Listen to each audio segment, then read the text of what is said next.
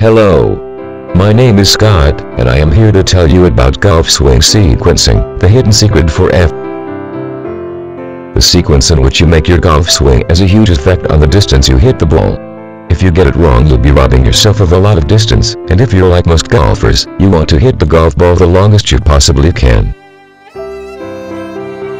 To do this, you need to understand golf swing sequencing.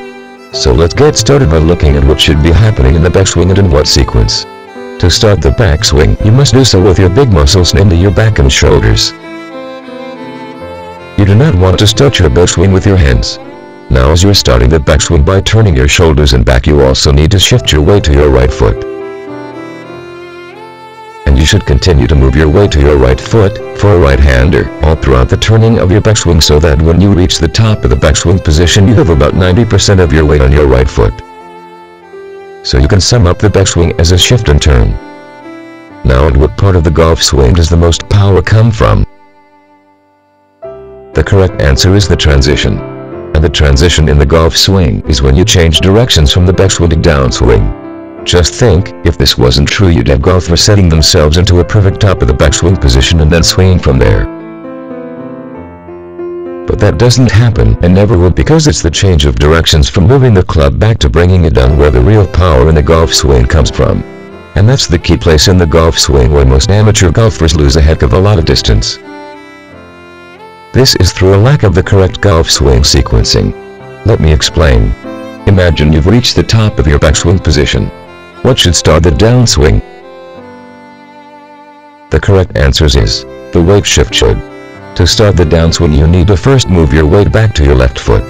Then you need to move your left knee towards the target, then the left hip needs to move towards the target, followed by the left shoulder, and finally your hand should move. The sad thing is that most golfers start their downswing with their hands, and that's a killer as far as creating distance is concerned. You've got to start the downswing with a weight shift and then the left knee. So go out and try this now. Swing slowly back to the top of your backswing, and then when you've almost reached the top of your backswing, move your weight back to your left foot and move your left knee towards your target. Once you've got the feeling of doing this, then speed up the swing. Now personally, I just like thinking about moving my left knee towards the target to start the downswing. And I suggest you try that golf swing trick as well.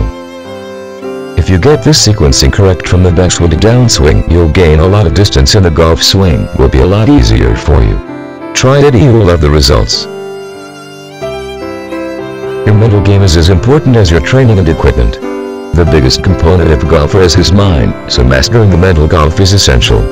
Free 10-party course online training for golf and lower your scores. For details, visit www.golfandcoaching.com/coaching.htm.